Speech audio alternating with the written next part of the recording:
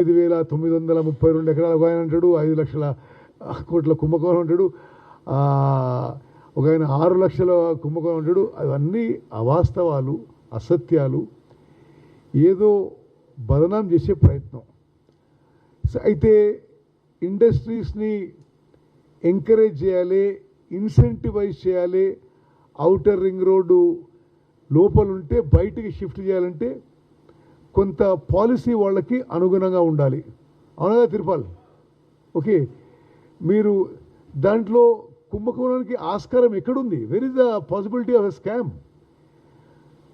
మేమంటున్నాం, వాళ్ళు షిఫ్ట్ చేస్తే SRO sub registrar rate కంటే 80 ఫీట్ల రోడ్ ఉంటే 50% రేటు, 80 ఫీట్ తక్కువ ఉంటే 30% రేట్లో వాళ్ళకి ఇచ్చేస్తాం, మీరు అది మల్టీ జోన్ యూసేజ్ కింద వాడుకోండి అని. మేము ఆ క్యాబినెట్ సబ్ కమిటీలో పలు దఫాలు అధికారులతోని, పారిశ్రామికవేత్తలతోని, అదేవిధంగా ఎన్వైరన్మెంట్ ఎక్స్పర్ట్స్తో మాట్లాడి, this is in the interest of Hyderabad city, this is the interest of Telangana state అనే ఉద్దేశంతో ఈ యొక్క పాలసీని తీసుకోవడం జరిగింది. ఇది ట్రాన్స్పరెంట్ పాలసీ. ఇది కుంభకోణం స్కామ్ ఎట్లా అంటున్నా మీరు? అసలు పాలసీ ఒక జియో రూపంలో తీసుకొచ్చి సబ్ కమిటీలో పాస్ చేసి, క్యాబినెట్లో చర్చించి పాస్ చేసి, ఒక ట్రాన్స్పరెంట్గా ఒక జియో ఇష్యూ చేసినాం కదా. ఇది ఒక పెద్ద మనిషి ఆమె వచ్చినాక మేము ఇది మళ్ళీ మారుస్తాం, పారిశ్రామికవేత్తలు ఎవరు అప్లై చేయొద్దని అన్నట్టుంది ఒక పెద్ద మనిషి. మీరు అధికారంలో వచ్చేది లేదు, మళ్ళీ పాలసీ మారేది లేదు. మేము హైదరాబాద్ నగరంలో ఔటర్ రింగ్ రోడ్ లోపల ఉన్న పారిశ్రామికవేత్తలను వాళ్ళని ఆహ్వానిస్తున్నాం. ఈ పాలసీ ఉపయోగించుకొని మీకు ఇది కొంత ఉపయోగపడుతుంది, ప్రభుత్వానికి ఉపయోగపడుతుంది, హైదరాబాద్ నగరాన్ని పొల్యూషన్ ఫ్రీ చేయడానికి it is a very good policy. నేను కూడా ఈ పాలసీ రూపొందించడంలో ఒక భాగస్వామిగా, నేను వ్యక్తిగతంగా ఒక హైదరాబాదీగా, ఒక మంత్రిగా ఈ పాలసీని సంపూర్ణంగా ఇది ఒక మంచి పాలసీగా నేను I'm giving my personal opinion also. అది 50% 30% ఎందుకు అంటే, ముందు 100% అంటే ఎవరైతే ఇండస్ట్రియలిస్ట్ ఇప్పుడు ఆ పొజిషన్ ఎంజాయ్ చేస్తున్నారో, నువ్వు 100% రేట్లో అతనికి ఏం ఇన్సెంటివ్, ఏం ఎంకరేజ్మెంట్ షిఫ్ట్ కావడానికి? అతన్ని ఎంకరేజ్ చేయడానికి 80 ఫీట్ రోడ్ ఉంటే నువ్వు ఇంత square feet multipurpose multi zone యూసేజ్గా ఉపయోగించుకోవచ్చు, ఎక్కువ స్క్వేర్ ఫీట్ వస్తుంది. 80 ఫీట్ కంటే తక్కువ అయితే తక్కువ స్క్వేర్ ఫీట్ వస్తుంది కాబట్టి ఎస్ఆర్ఓలో 30% అని చెప్పడం జరిగింది. అసలు ఆ 9,900 ఎకరాలు ఎక్కడున్నాయి? అందులో ఆల్రెడీ డెవలప్డ్ ప్లాట్స్, రోడ్లు ఉన్నాయి, డెవలప్మెంట్ ఉంది, అంత ల్యాండు లేదు. అది ఏమీ కుంభకోణానికి, స్కామ్కి అవకాశమే లేదు. నేను ఒక సుదీర్ఘ కాలం కాంగ్రెస్ వాదిగా, ఒక బాన్ కాంగ్రెస్ వాదిగా, ఒక రెస్పాన్సిబుల్ సిటిజన్గా, ఒక మంత్రిగా ఔటర్ రింగ్ రోడ్లోని ఇండస్ట్రియలిస్ట్కి ఇన్వైట్ చేస్తున్నాను. I'm giving to an appeal to all industrialist with in the outer ring road. This is a very good policy. మీకు మేలు చేయడానికి, సిటీకి మేలు చేయడానికి ఈ పాలసీ ఉపయోగపడుతుందని చెప్పి నేను భావిస్తున్నాను. I'm inviting industrialist to use this policy and shift out of the outer ring road. అదేవిధంగా దీనివల్ల మరొక ప్రయోజనం, రాష్ట్రానికి ఆదాయం కూడా రానుంది. మరి ఆ రేట్ పెట్టడంలో కానీ, ఆ యూజర్ ఛార్జెస్లో కానీ రకరకాలుగా రాష్ట్ర ఆదాయం కూడా హైదరాబాద్ నగర అభివృద్ధికి ఉపయోగించబోతున్నాము.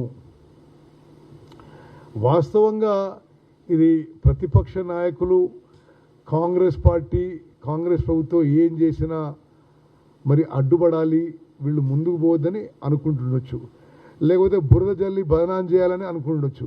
కానీ ఇవి ఏమీ, ఇదంతా పూర్తిగా అబద్ధాలు అని చెప్పి హైదరాబాద్ ప్రజలకి, తెలంగాణ ప్రజలకి తెలియజేస్తున్నాం. అదేవిధంగా నిన్న ఒక పెద్ద మనిషి మళ్ళా విద్యుత్లో 50,000 కుంభకోణం అన్నాడు. 50,000 కోట్లు, 50,000 కోట్లు కాదు కదా, 50,000 రూపాయల కుంభకోణం జరగలే. ఓకే, అసలు జెన్కోలో ఇట్లయింది, అట్లయింది, ఇట్లయింది అన్నారు. అసలు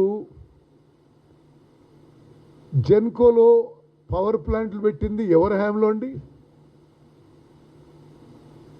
బీఆర్ఎస్ ప్రభుత్వంలో ఉన్నప్పుడు ఆ జెన్కోలో పవర్ ప్లాంట్ పెట్టిండ్రు. కాంగ్రెస్లో ఇప్పటి వరకు ఏమన్నా థర్మల్ పవర్ ప్లాంట్స్ పెట్టిండ్రా?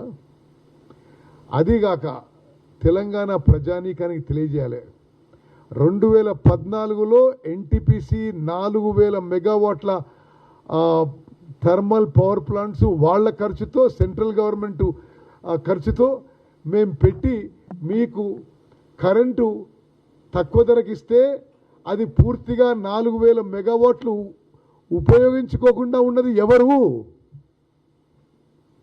అరే మీరందరూ చాలా, యూఆర్ ఆల్ వెరీ చైతన్యవంతమైన journalist, you are all subject aware ఉన్నవాళ్ళు. 2014లో ఏపీ రీఆర్గనైజేషన్ యాక్ట్ 2014లో ఎన్టీపీసీ ద్వారా 4,000 మెగావాట్లు ఎన్టీపీసీ ఖర్చుతో, కేంద్ర ప్రభుత్వం ఖర్చుతో పవర్ ప్లాంట్లు పెడతామని ముందుకొస్తే అది ఇప్పటి వరకు ఎందుకు పూర్తి కాలేదో ఈ పెద్ద మనుషులు జవాబు చెప్పాలి. ఇట్ ఇస్ అస్టానిషింగ్, అసలు ఆశ్చర్యకరం. మీరు చేసిన లోపాలకి, మీరు చేసిన మోసాలకి, మీరు చేసిన కక్కుర్తికి అసలు భద్రాచలంలో సబ్ క్రిటికల్ పవర్ ప్లాంట్ పెట్టి తెలంగాణకి నష్టం చేసింది ఉందో ఎవరు? కొన్ని ఐఎమ్ ఆన్ రికార్డ్, భద్రాచలంలో భారతదేశంలో సబ్ క్రిటికల్ పవర్ ప్లాంట్స్ పెడితే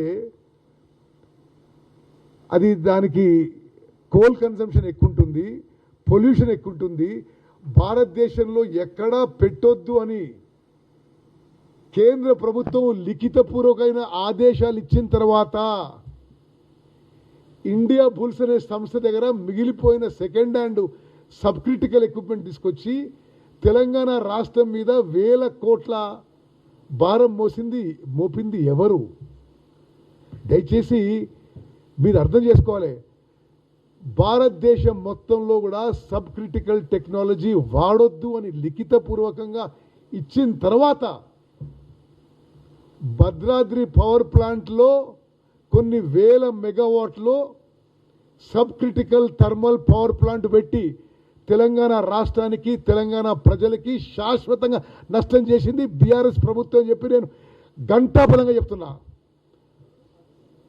అసలు మీరు మీ మోసం, దగ, కక్కుర్తి కోసం కప్పిపోచుకోవడానికి ఎవరి మీదనో బురద జల్లే ప్రయత్నం, ఇది పూర్తిగా తప్పుడు విషయం, అబద్ధాలు, అసత్యాలు.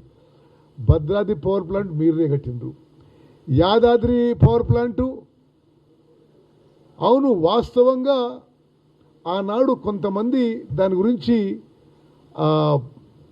కొన్ని డౌట్స్ ఎక్స్ప్రెస్ చేస్తున్నారు. ఈరోజు ఏమైంది? యాదాద్రి పవర్ ప్లాంట్ కాస్ట్ పెరుగుతూ పెరుగుతూ పెరుగుతూ పోయి ఇప్పుడు Yadadri power plant, Bhadradri power plant కొన్ని సమయాల్లో షట్ డౌన్ చేయాల్సి వస్తుంది. ఎందుకు? దాని నుంచి ప్రొడక్షన్ చేసే power it is too costly. So ఇప్పుడు దాన్ని పూర్తి స్థాయిలో ఉపయోగించే పరిస్థితి కూడా లేదు. ఎవరు కట్టిండ్రు ఈ పవర్ ప్లాంట్స్? ఈ కాస్ట్ ఓవర్ రన్కి కారణం ఎవరు? భద్రాద్రి పవర్ ప్లాంట్ ఏమో అసలు అవుట్డేటెడ్ టెక్నాలజీ వాడి, అవుట్డేటెడ్ టెక్నాలజీ అని చెప్పిన తర్వాత కూడా వాడిన వాళ్ళు ఎవరు? అదొక పెద్ద కుంభకోణం. అది ఇండియా బుల్స్ అనేవాళ్ళు ఎవరి కోసం మ్యానుఫ్యాక్చర్ చేస్తే అక్కడ ఉపయోగించలేదు. ఆ పవర్ ఎక్విప్మెంట్ తీసుకొని తెలంగాణ నెత్తి మీద మోపింది ఎవరు? నేను మళ్ళీ చెప్తున్నా, యాక్చువల్లీ మరి ఆ సబ్ క్రిటికల్ టెక్నాలజీ వాడి భద్రాద్రి పవర్ ప్లాంట్లో తెలంగాణ రాష్ట్రం మీద, తెలంగాణ ప్రజల మీద, తెలంగాణ జెన్కో మీద శాశ్వతంగా భారం మోపింది గత బీఆర్ఎస్ ప్రభుత్వం. అదేవిధంగా యాదాద్రి పవర్ ప్లాంటు కాస్ట్ ఓవర్కి కారణం ఎవరు? ఈరోజు అక్కడ cost of power is so high that these power plants are being forcefully shut down for some time. ఎందుకంటే దేశంలో ఎక్స్చేంజ్లో ఇక్కడికంటే తక్కువ కాస్ట్కి పవర్ వస్తుంది. మరి ఇది వాస్తవం అయితే మరి దాంట్లో కుంభకోణం, దీంట్లో కుంభకోణం మరి అనే వాళ్ళది అసలు పూర్తిగా అర్ధరహితం. ఇవి పూర్తిగా అబద్ధాలు, అసత్యాలని చెప్పి నేను మనవి చేస్తున్నాను.